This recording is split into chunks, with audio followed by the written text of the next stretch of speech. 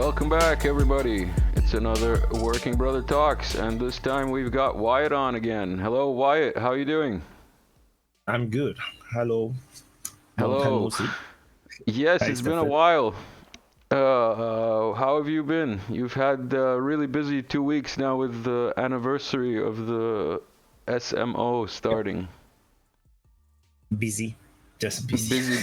Busy, Yeah, busy. I because really enjoyed yeah. one of your talks that you did about the tanks, and thank you for connecting me with Dan from Wild Siberia. Shout out The to tank panel. Dan. Yeah. And yeah, that tank panel was really good. You guys discussed a lot of interesting things, and the that older guy who I think was a Vietnam War vet, Eddie. he Not he he Vietnam had War. some really interesting points. He is it Vietnam War? No, I think he was deployed Panama. Oh, Early I don't Iraq. know. I don't know. I'm not sure. Yes, Maddie. He's on Twitter actually. He does have some following on Twitter as well. He does his own Twitter, the voice discussion thingy Hmm. also. Yeah, so it's nice For to have those that him. don't know, just I wanna outline because we might have missed that part. Wyatt is obviously from Defense Politics Asia. He is the Defense Politics Asia. Everything in Defense Politics Asia is Wyatt, basically. And as That's you the may or only. may not know, he has quite a couple of channels here, and then Yeah. he also has a website where you can see what's going on and see the map. And if you're a Patreon then of his, then you can see more See details. the latest version of the map. So the version of Tell the us. map on this website is not the latest. Yeah, Hmm. it's just to show people that I do have the sources and everything is checked through, because credibility ultimately still matters. Even if I have been reporting on the war for 1 year already, because there's always new viewers or new people who just only discovered DPA. So which is why the map on the website is important. But I cannot put the Google My Map because people will just bookmark the mapping and just ignore the entire DPA's other stuff. So Yeah. so no choice. I have You to do what is difficult. you've had issues with people stealing your maps before, not giving you credit, or not even going to your site and stealing the maps. But yeah, Yeah. let's not talk about the haters and the leeches. Let's move on to 1 year of SMO. Tell me after the year, I've got some video here, courtesy of AP. Let me get it in the background, and then we can play it. And this is like their little animated GIF of what Hmm. has been happening and how it progressed. So as that plays in the background, tell us what your opinion is of, where the SMO is, where it's going. Because those who don't know, Wyatt follows and reports basically on troop positions and on basically Ministry of Defense of both sides and what they say about what's going So on. so I can share. So what I do is that I update the front line, trying to find out what is actually happening, especially in the early days of war. The first month of the Hmm. war, things is really very hazy. Nobody know what's happening, and I was before the war started. I have already been covering the situation over in Ukraine. Mainly is the escalation part, where the NATO or the Western power and USA, just refuse to listen to what Putin is saying, because Putin is actually like threatening. He's putting troops all around Ukraine. So no, me knowing, I'm so used to fake news media or mainstream media, reporting fake information, and or no, they change the perspective, or no, put things in the ways that is actually not true. So I realized that if the war breaks out, I will need to keep track of it on my own.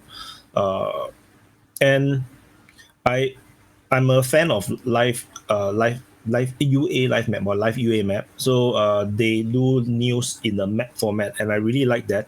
So when the war broke out, on the very first day, I started to map, and I also started to report on it since day one. Hmm. So in fact, if I'm not wrong, I'm probably one of the very few that actually reported since day one using the map. I call it the mapping reporting. So you report using the map, and I think I'm the only one. I went to look at some of the OGs, like military summaries, people who have been reporting since very early. I realized that I'm not even military summary reported on the day one. I reported from day one. So so that's actually very interesting, and then so that's how it went because of the main distrust of the mainstream media, and I'm trying to find out what is actually happening.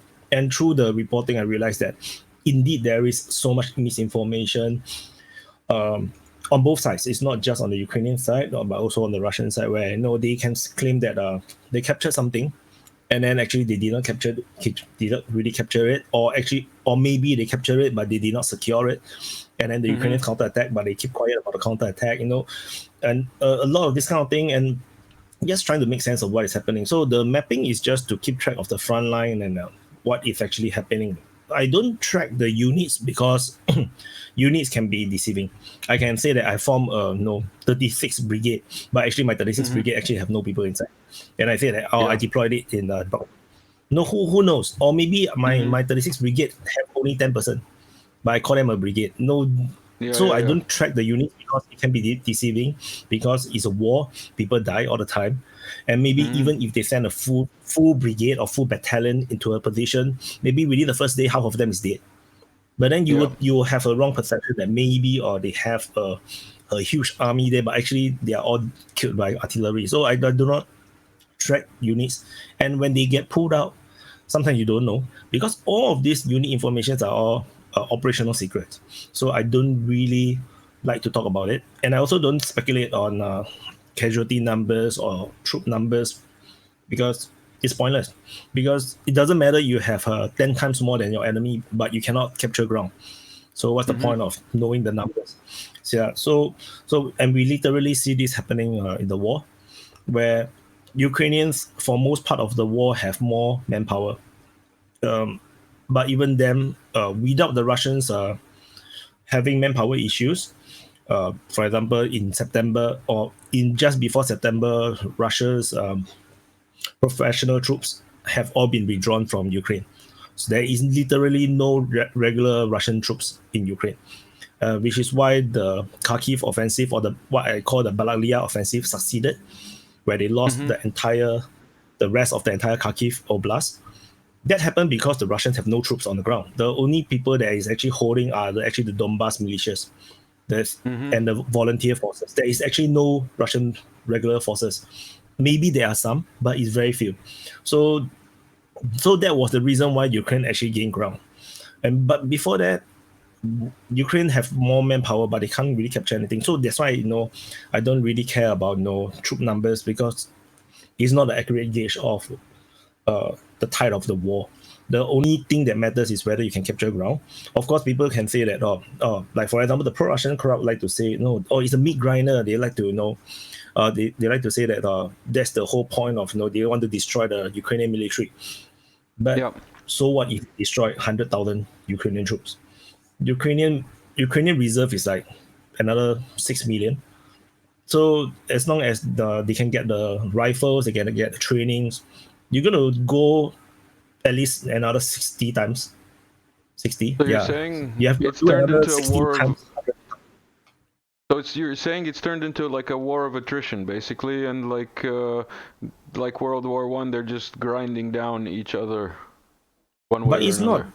It's also not actually this. It's just how the war is. Because if you World War I is like a totally different monster, because they have because for World War I the problem is military technologies have developed to a point where you can no longer operate in any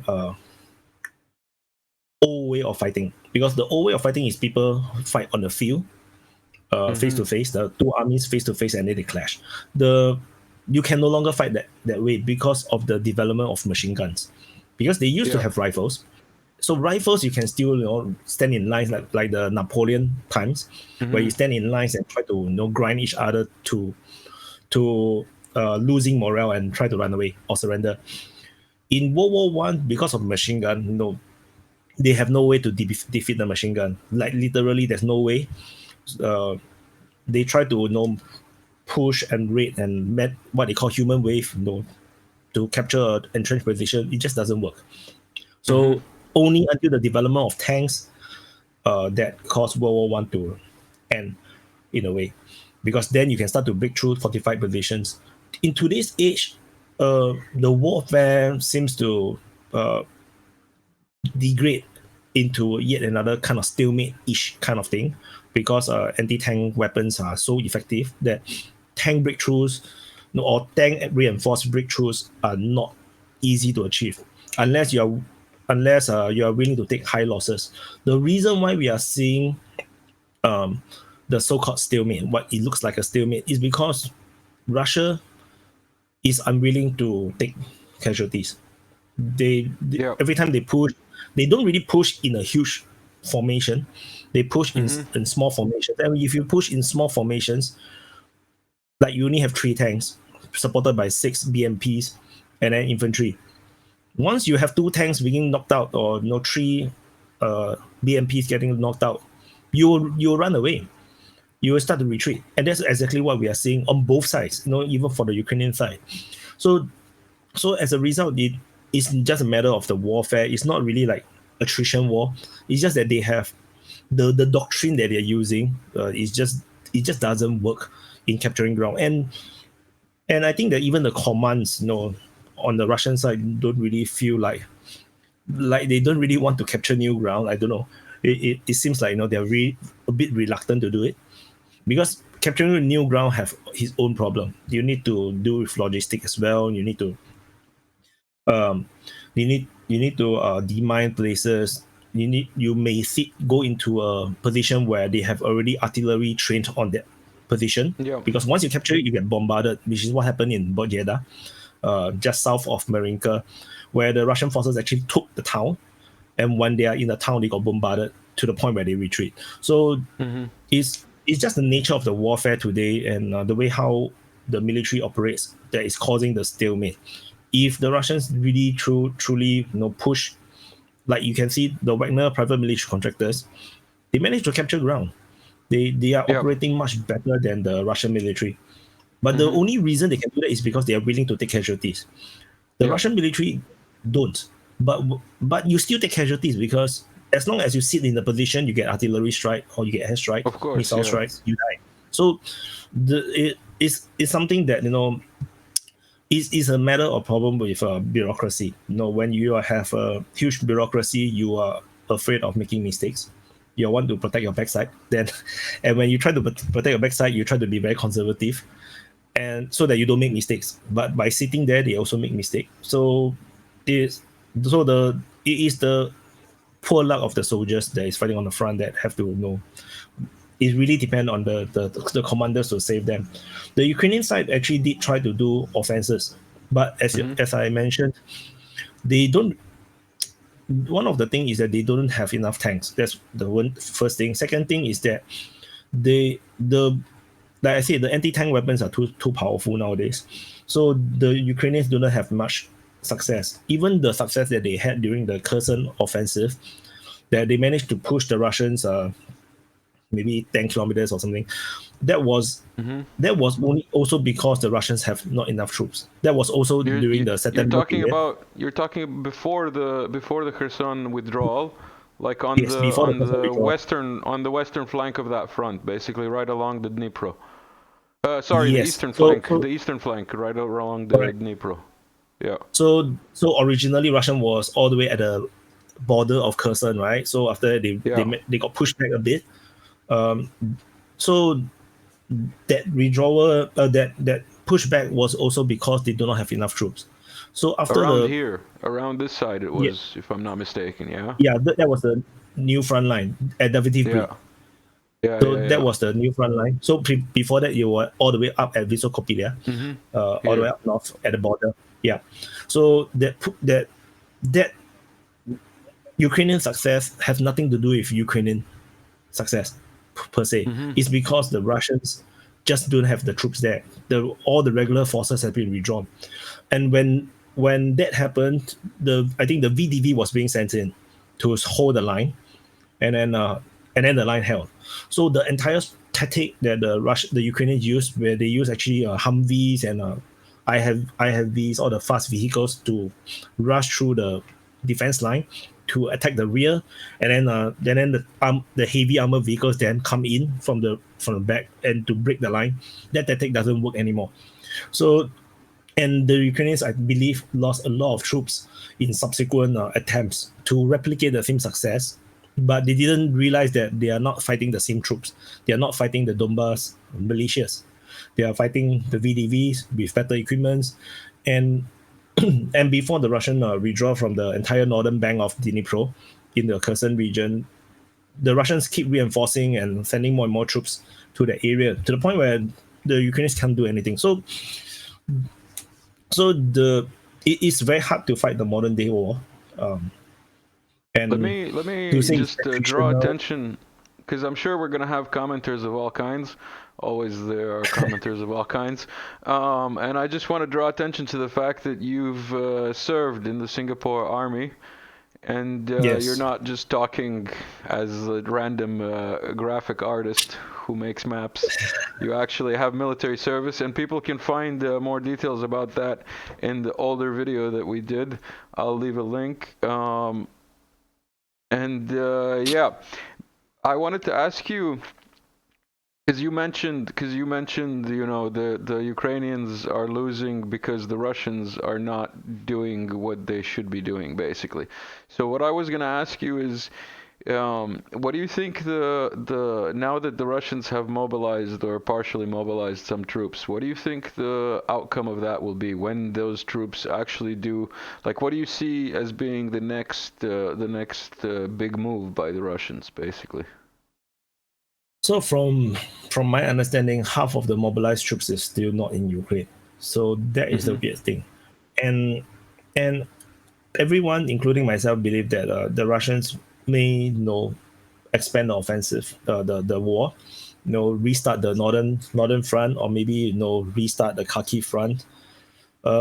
They did nothing of that, and of course, it's very hard to predict what the Russians going to do. Like, for example, I have never expected the Russians to invade from the north and the south right at the beginning of the war as well. I only expect them to fight like in Georgian War, where they only attack through the rebel area and then hit and flank out. So it's really hard to predict. Like, so many times people predict something the Russians will do, nothing comes true. Like, I have a friend who predict that the Russians will use tactical nukes, but it doesn't happen. Or they would do massive encirclement, massive terror drops in the middle, like massive terror drops in Pertova and stuff like that. None of this are very exciting stuff will happen. What do you think about this Transnistria situation that's been happening in the recent days, let's say? Transnistria is the weak point of Russia at this moment. They don't have, they cannot reinforce Transnistria. There's no planes you can fly into Transnistria from Russia, because you have to go through Ukrainian territory. Romania is not going to let you fly through, and if Romania don't let you fly through, you can't really reach Moldova, which means I think Moldova will let them fly in, but you cannot fly through Romania or Ukraine. There's no way you can reach Transnistria. So whatever threat that Ukraine is now putting on Transnistria is actually a serious thing for Russia, and the Russians will be forced into an invasion of Odessa should Transnistria be invaded.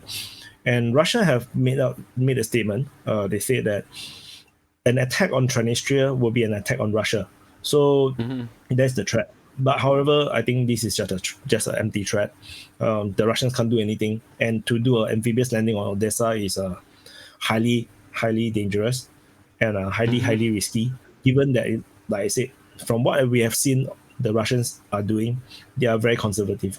The generals are mostly all not very gutsy. I think the only gutsy guy I seen, you have to have guts, but you also must have capability. Approval. You must have approval from your higher command. Also, it's not just approval. I mean, even if they give you the approval, but you must have the substance. and the only one so far it seems to have the substance is Slovakian. Yeah. From what I can see, because he make hard decisions, but he designed it in a way that it works. But other generals, they may not be so capable, and when they do a daring attack, it failed. For example, in Voleda, the attack has failed. So Yeah. even if you're given a permission to, okay, you can go on the offensive, do whatever you need, capture Voleda, it failed. So and then now it become a stalemate of sort in Voleda, where they are still struggling, and Ukraine has reinforced Voleda and mined the entire approach even more. So it makes it even harder to conquer. And the whole point is, why do you even try to conquer Voleda? You can just go around it. So the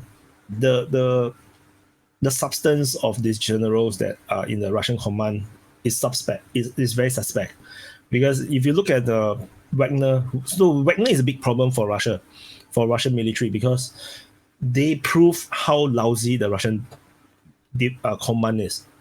I mean, of course, I would say that relatively speaking, when you compare to any other country, I think Russia will still trump them. In terms of, because everyone have no military experience. To be honest, Yep. like even any general have no war experience. They have to based on academic, based on theory, and and based on their command and control, and most of the countries probably are just at the level of what Russia is doing in terms of command, but Russia have more troops. But Wagner have proven that they can do more with less, and this is, I think, causing a lot of problems in terms of the internal politics in Russia. It makes the Russian defense ministry look really bad, and which is why I suspect there was this push for Voleda, because they really want to have something that can show that they are just as good as Wagner, but then it failed. So it's just interesting to watch, how there is internal bickering within Russia, despite they are in a some sort of a war. Since you mentioned Wagner and the Ministry of Defense, what do you think of the whole ammunition story? Do you think that's fake news, just like to give hope to the opposite side that there's problems? Do you think it's like I think it's legit, huh? You don't think it's like the Wagner hammer that hit the guy on the head and then 3 months later he appeared alive? You don't think it's psyops, basically? Because I mean, it's coming from the same source. The hammer thing is, I don't have much comment about the hammer thing, because maybe those are two different guys. We don't really know, to be honest. So it can be like two different guys that looks very similar. So because the video looks quite legitimate, the hammer thing. I haven't seen either of the videos, and I don't want to. But just the whole story of it. Just the whole story of it is, to me it sounds like a psyop. Both of them. You know what I mean? Like both of them sound like, look, we're having problems. Like art of war, project weakness. I would say, when you're strong. But the thing is that for the ammo thing, right? There's no reason to do that.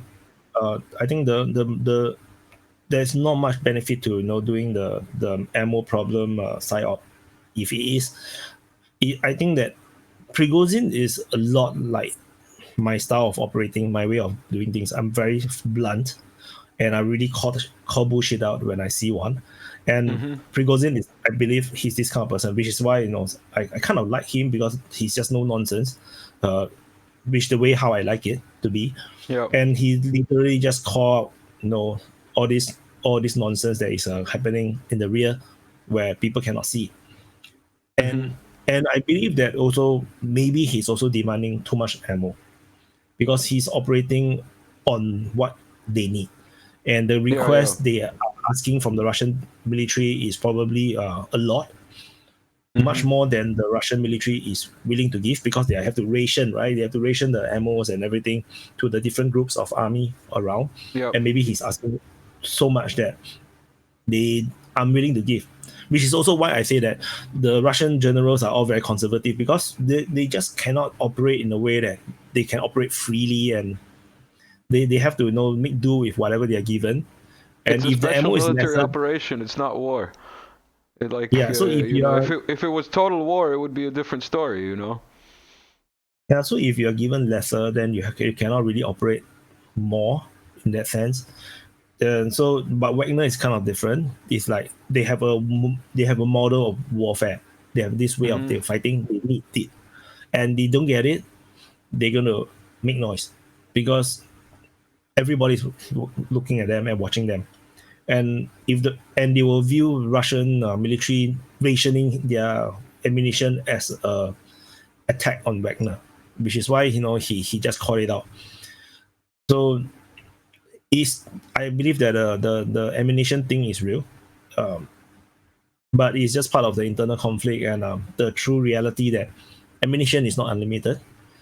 But Wagner uses a lot, which is also why they can actually push the front line, whereas the other Russian commanders will not dare to override their superiors, or they are unable to overcome the internal bureaucracy. Like, I want the Or ammo, but the other limitations. general didn't give. Yeah, because the one that in charge of the logistics may be the same rank as you. There's no way you can override that guy, and the guy will just say no. That's all you're gonna get. Yeah. And then there's nothing you can do about it. And then you are expected to complete your mission. It's going to be difficult. The same thing happens on the Ukrainian side. Commanders are getting ordered to do offensive that they can never win. They can never succeed, and they have no choice. So they just try, and then people die. And I did criticize, some at some point of the war. I think a few months ago, I criticized that the Ukrainians are launching attacks that are pointless. They need to gather up a much bigger force and make a true breakthrough. They are sending somewhat just like what the Russians are doing, the Russian military is doing. The force that they are using to attack is a bit too small to break through. And as a result, when you go on, you die. Or some people, the first few troops die, and then you just give up the entire offensive. If you operate in this kind of way, you're never going to break the line. In World War II, casualties are expected. When you went on an offensive, the vanguard is going to take a lot of casualties, but the rear will continue to push forward and to overrun the entrenched position. You cannot chicken out. Once you chicken out, then you're gonna get you're never going to push the line. You're never going to break the defense. Then you're just going to destroy your own morale. You boost the morale of the opponent. Then it will look like a stalemate. So, but that is exactly what the war is currently looks like now on both sides. Both sides are chickening out. And what do you make of all the troops that have moved into the Russian troops that have moved into Belarus? Do you think that's just bolstering the forces, or do you think something else is preparing from the other side? From the north? No, I don't think Belarus will enter war. I think they are just there to keep NATO on edge. Because once you use that force, the force is spent, and or it will be tied down. Let's say if the Belarusian Russian forces, even if they form another new army group, they try to enter Ukraine, the entire Belarusian military will be engaged in Ukraine, which means Belarus itself will become a weak spot, and it's not strategically wise when you are in a standoff with NATO. So you don't really want that. Belarus will continue to be strong, or at least on paper looks very strong, and Russia sends in the military, the hypersonic missiles with armed fighters and everything. They are just there to make sure that flank continue to be very strong. No one can do anything to Russia through Belarus. That's the whole plan. And if NATO want to do anything, they have to go through Ukraine. So I believe that will be the case. I don't think Belarus will ever enter the war. There is no need for them to enter the war. And if Belarus becomes like Italy in World War II, it's going to be horrific, for Russia, because then they will have to fight in Donbass and or in eastern Ukraine, and then they need to go and save Belarus. It will just make things worse. That's part of the problem facing World War II Hitler, the German Nazi forces in World War II, because they have to redeploy some of these troops and equipments and commanders back and forth, to save the Italians. Yeah, because the Italians is failing so badly, they cannot fight the Northern Africa on their own, and they have to send people to go and save Italy. So Speaking of so I don't Germans, want to risk it. speaking of Germans, last time we talked, there were still rumors and hopes and dreams and fears that Europe would send tanks. Now we have Leopards and Abrams supposedly going, or already maybe in some cases in Ukraine, there are reports. What do you think of the tanks and how they're going to change the outcome of the war, etc., etc.? Like, give our viewers a little brief summary of what you think and what you've learned from the discussions with your panels recently. Mm, the my own opinion is somewhat similar. It's very hard for the Western tanks to make a difference because they are not additional tanks to Ukraine. They are just replacing what the tanks that they have lost. So they have their own Soviet era tanks, and they Mm-hmm. even have Polish tanks, the PT-91s and everything. Yeah, And yeah. many of these tanks are destroyed. These Western tanks are just to replace the tanks that they have lost. So, which means it's not going to help Ukraine to build up additional offensive capabilities, unless they are willing to take a risk, build up an offensive battalion or brigade or even a division, and then send them as a whole, as one group, to launch an offensive. Mm-hmm. If they're going to spread it out, then there is no difference. They are just replacing the destroyed tanks. But the thing is, they need to replace the destroyed tanks because you cannot hold a defense line without tanks.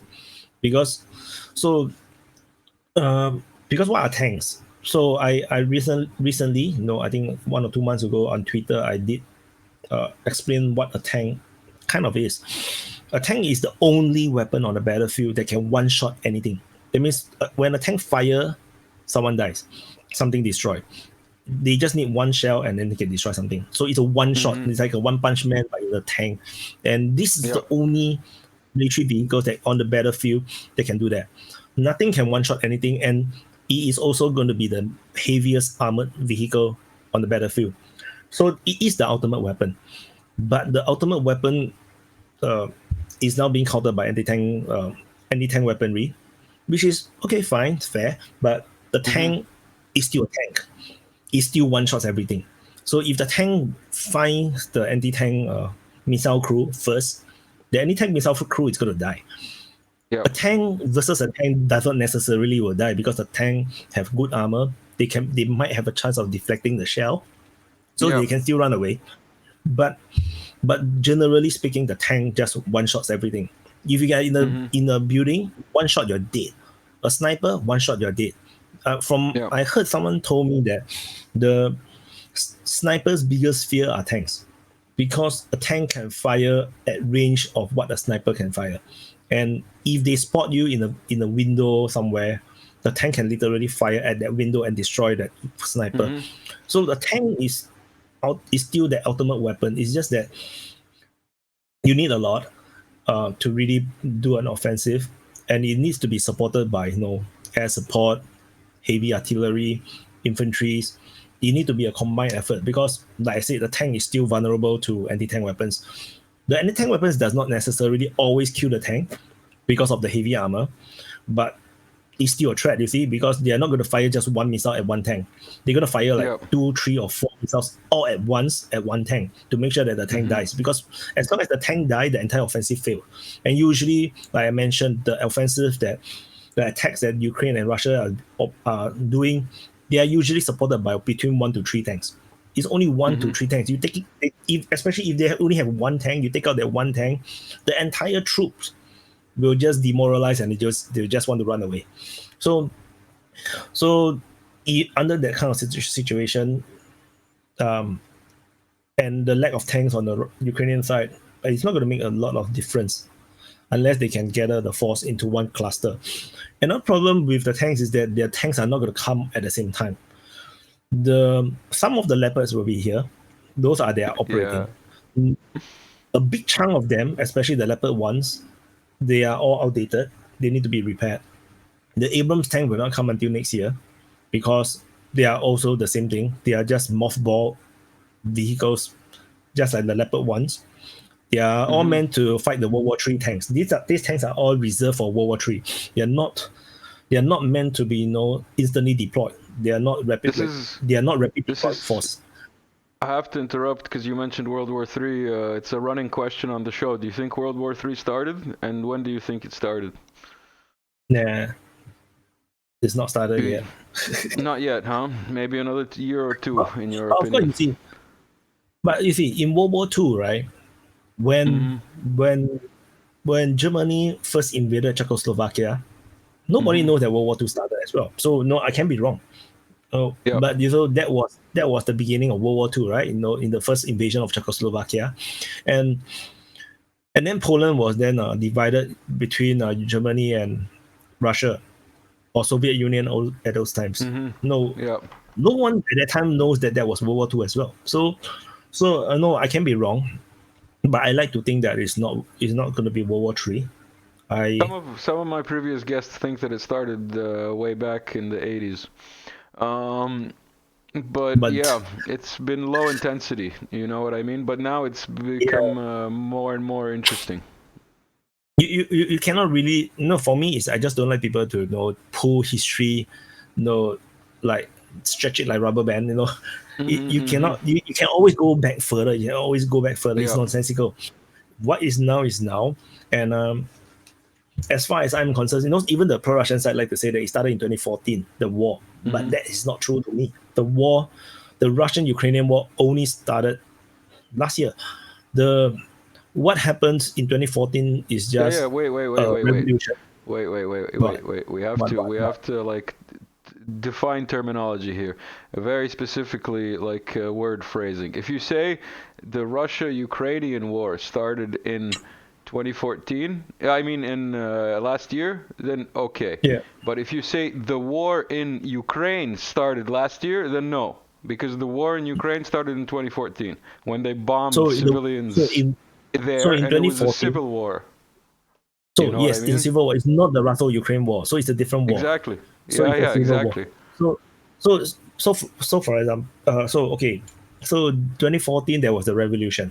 They illegally pulled down their president, and then of course Victoria the people Nuland who are and the whole story, yeah.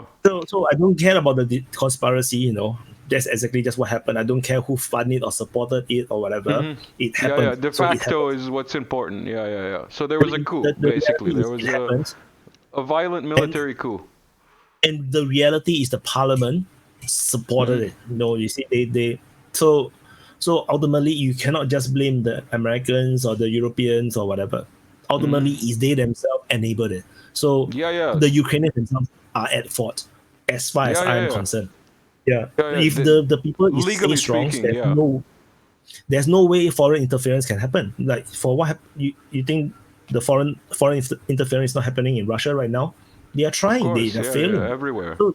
So in the end, it's just about the people holding back against foreign interference. But the Ukrainians play along with it. They buy it, and then they cause the fracturing of their country. And of course, the people who supports the president that was ousted, of course, is not going to be happy because they see that this is not a democratic process. And when they complain about it, they protest about it, the state send the military in, of course, they're going to rebel. This is just natural reaction to it. It's going to be the same for any country. So then started the Civil War. So no, I don't agree with people saying that the current war started in 2014. It's not. That was, of course, it causes the cascading effect that leads to this war, but it's not. All rebellions are supported by certain state actors. There's no rebellion or no guerrilla warfare that can survive without foreign support. That is usually the case. US. Usually the US. Or Russia, yeah. So the Donbass war is supported by Russia. So but Russia technically is not in. It's not in it. Because if they are in it, it will look like Georgian war. It's not gonna be like it's gonna be like a one thing, just the entire Ukrainian military will just collapse, because in 2014 Ukrainian military is shit. It's horrible. So which is why the Crimea was fought so quickly. at the same time, I have to counter and tell you, like the argument of why Russia waited for so long is because they wanted to build up their own military as well. Because like their own military had many problems back then, and not to mention, now they have hypersonic missiles and those underwater drones and stuff like that that I would say put the U.S. aircraft carrier groups a little less useful. yes and no at the same time. I would say that the Russian military at that time is significantly stronger than Ukraine. When you compare the balance of power, today, last year when they started the war, it's much harder for the Russians to defeat the Ukrainians. If they started in 2014, it would be so much more easier. If Crimea have fell without a single shot, it just shows from the defense side of DefensePoliticsAsia, yes, maybe it would have been better. But from the politics side, I don't think Russia was politically prepared in 2014 to with the BRICS and so on and so forth Exactly, which is why the consideration was geopolitical. It's not that militarily they cannot do it. They can do it, but the thing is, they know that there will be sanctions, like for sure. Yeah. They know that the economy will tank. The militarily wise, they confirm they can win easily. The problem is, how do you get out of it? They cannot get out of it. If they invaded into Donbass, taking Crimea, they can still justify it, by saying that, okay, we have our naval base there. So that is a serious national security concern. So we have to take Crimea to secure our naval base. And because you do something that is illegal or wrong, and I'm not going to risk my naval base, right, allowing you to put up a pro-West president and risk our naval base. That makes sense. The Russians invaded Crimea for that. But you cannot justify Donbass. That's the problem. Donbass is harder to justify, especially Donbass have a majority of the industrial base of Ukraine. So that would look extremely aggressive. So Putin, Russia is a very conservative country, even in terms of geopolitics and divisions that they make. They are very conservative. They do not make a serious or difficult decision unless they have no choice. Like the invasion is no choice. They are already at a point where Ukraine could anytime be added into NATO. And even though they know that that is not the plan of NATO is just to start a war between Ukraine and Russia. But Russia is it's like in chess, you're being forced into making make a chess swap, the piece swap. You have no choice. You're being forced into it. If you don't swap that piece, you're going to be checkmate. So they have no choice. They have to start the war. So yeah, it's just how I look at it. But I don't like people to play with history. For the next interview, we'll play a chess game in the background while we're talking. Because I noticed in your Telegram channel you mentioned a month ago or so that you've become more interested in chess recently. So maybe we can do like a live chess game between DefensePoliticsAsia and the Working Brother. That would be interesting, I think. So happened in January. I watched this YouTube channel. I think I forgot which YouTuber. I think it's a pretty girl. So play chess, and it was very interesting. Then after that, I started to watch another one, and then I watched another chess player, another YouTuber. Then after that, have you seen that show? The show on Netflix, I think it was Queen's Gambit. Queen's Gambit. Not yet. So it's okay. So after that, I started to get acquainted with Magnus Carlsen and Hikaru, and then just nice. Then they have this World Championship game, and it's like I just started to get very into it because I'm just someone who likes strategy and stuff like this. So it's just very interesting to me, and I like and maybe around 10 years ago or maybe 8 years ago, I started to get very interested in puzzles. Maybe 10 years or maybe I always been interested in puzzles and Sudoku and this kind of thing. So and chess is it's a lot like Sudoku. You're trying to find a solution to something. And I started to play on chess.com and I started to I like it. So Excellent. the interesting Maybe we'll play next time. Yeah, interesting thing about it is that after I playing this Western chess, I realized that Chinese chess is nonsense. Chinese chess is rubbish. Wait, is Chinese chess what we call Chinese checkers? Because Not checkers, American chess. They are I chess. haven't So seen. they have pawns. They also have rook and everything. The very Oh, similar, somewhat I similar, don't know about but it. it's terrible. It's just so lousy. So Let's Western get chess is back. amazing. Let's get back to like more current topics. I've got a couple of slides here. I don't know. Do you want to go for more than 1 hour? How much time do you have today for us? Do you have more than I one can do hour? more. No problem. No All problem. right, then, because we're like Another half 45 an minutes hour, in. sure.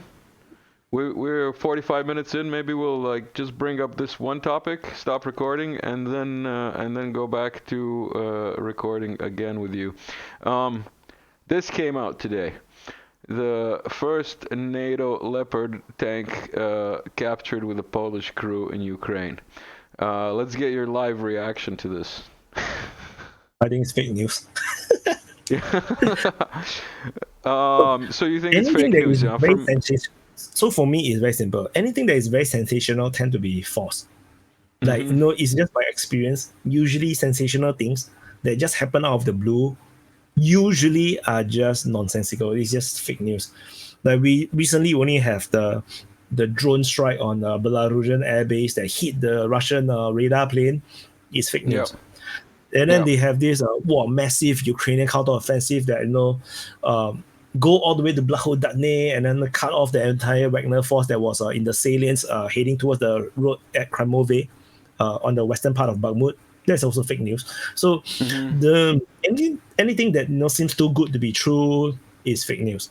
Even so, this is very good news for the pro-Russian side, but it's likely to be fake news. How do you capture a tank? Why would the tank crew surrender? It doesn't make sense. You can only destroy a tank, or the tank got hit and then the crews get out and try to run away. But you don't engage a tank within walking distance. You engage a tank 1 kilometer, at least 1 kilometer away. And even if you hit the tank, let's say you hit the leopard tank, and the leopard tank started to burn, the crew run out, you are still freaking 1 kilometer away, and the tank is not going to be operating alone. There will be IFV around, there will be machine gunners, snipers somewhere. You're not going to rush over and capture the tank crew.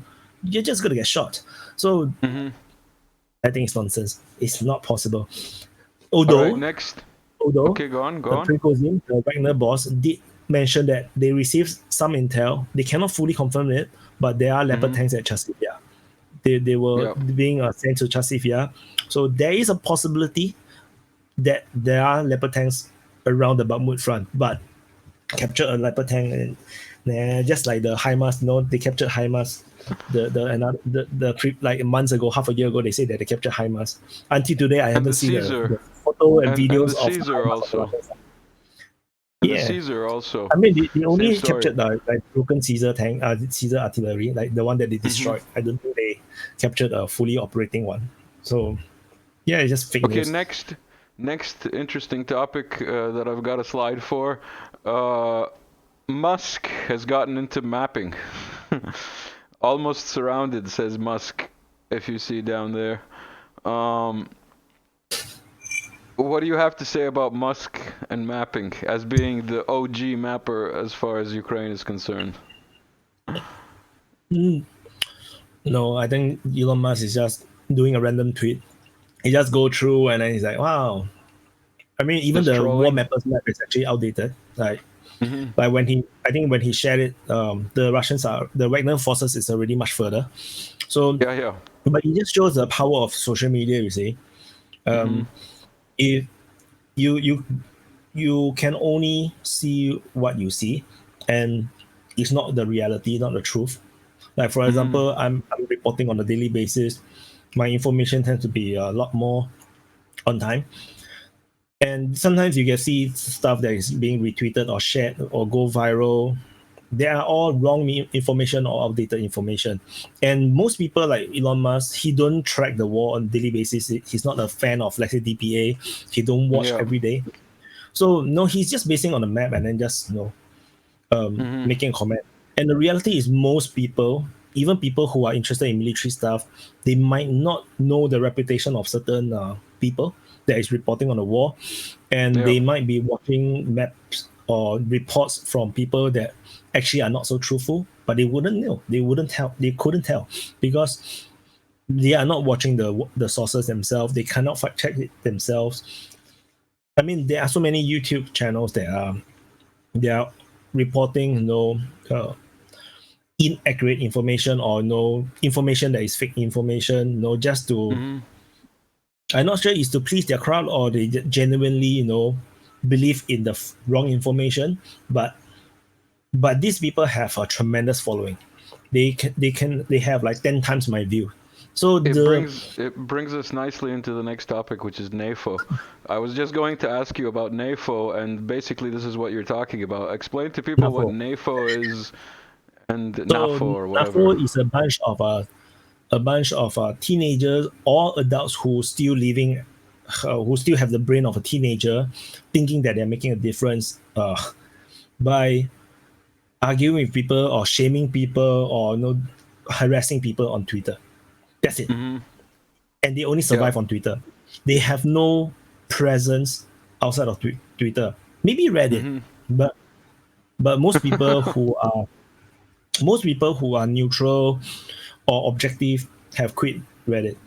I kind of stopped using Reddit much since the pandemic started, because the moment Reddit start to censor people about the information of the virus, then I realized something is wrong with Reddit. Because how can you censor information? You are Reddit. Reddit is the place where you are like the innocent version of 4chan, where everything goes. Yeah. So Reddit should be everything goes. But the moment they start to regulate what we say, what we talk based on what WHO say can be said or not, or the US government say it can be said or not, then sorry, you're fake information. You're a platform that is compromised as far as I'm concerned. So since then, I don't really use Reddit that much. So NAFO have no power outside Twitter. They are only powerful on Twitter. And most of them are just cowards. I don't mind them coming on DPA open mic. So I have this open mic panel that anyone can join. No one from the pro-Ukrainian side, in those that are on Twitter, ever accepted my invitation. So this is, they think that it's a scheme to dox them. But so it only reflects actually their kids? mentality. Well, yeah, of course, it's projecting. But do you think they're only kids, or do you think they're actually paid trolls, like in a bot farm, like a call center, and they're all sitting there in one office and drinking coffee at the same time? I'm sure there is some that are paid agents. Maybe most likely it's from the UK government. I don't think it's the US. I think it's the UK one. Brigade 77, for those that don't know, look it up. So there are some rumors that is actually backed by the UK government to do all this misinformation, and the entire thing stopped when Liz Truss. I think Liz Truss was taking over Boris Johnson. Suddenly, the whole thing's gone, like for a while. So because the change of administration and everything just changed. Yeah. So suddenly the NAFO just disappeared for no reason, and then Elon Musk take over, and then there was this like extended period of quietness on Twitter where there's no NAFOs around, which is kind of ridiculous. It's like, how can you just disappear? So the NAFOs are back nowadays. So the reality is most of them are kids. There's definitely a few that are agents. They are inciting. Just like any revolution, they always have some agents to incite, make the noise, lead some of these stupid people that cannot think for themselves to do things. Because it's fun. If I'm 20 years younger, I would join NAFO because it's fun. I'm graphic design trained. I can do all this art and memes, and I can, it would be fun. Just disturb people and get a reaction. And you're hiding behind anonymous account. Why not? And you have identity. You have a badge of honor. We are all NAFO army, and it's fun. I admit that it's going to be fun. But the thing is that 20 years older than where I should be playing as NAFO. So I can understand these people, but I also try to tell them that it's a pointless thing to do. The real war is fought on the battleground. There's nothing. It doesn't matter. You think you won on Twitter, because to people it doesn't matter. It doesn't matter how many times you say Azovstal guys surrendered. They didn't. They were evacuated. Sorry, evacuated. The term is evacuated. Because to me, you are just kids. Even if you try to prove that you're adult, then it just made it worse, because it's like you haven't grown up. And there are people who argue with me who clearly is older, and they'll say that no, but I'm older and whatever. That then you can't think, man. Like, how old are you already? So no. All right, Wyatt, we've been going on for about 55 minutes. Is there anything that you want to say before we sign off? Subscribe to Working Brother. There you go. Press the like button. Subscribe prompt. And after you press the like button and subscribe, go to DefensePoliticsAsia and subscribe, and watch my check out all his stuff, and there will be a link on the to the Telegram channel as well in the description. Before we sign off, I just want to do this again and thank my friend who plays or gifted me this music, I should say. You can find him. Where is the TV? There it is. His name is John Woo, aka the Mastermind. Check him out. You can go buy his tunes. He also has free music. He also raps. All right, everybody. Thank you for joining us. It's been great. Peace out.